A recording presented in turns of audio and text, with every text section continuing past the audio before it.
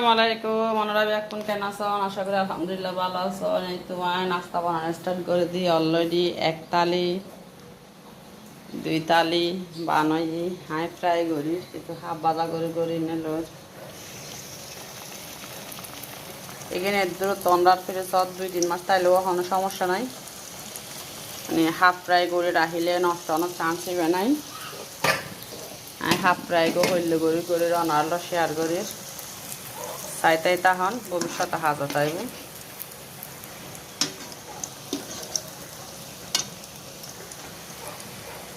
তোমার half fry হয়ে গিয়ে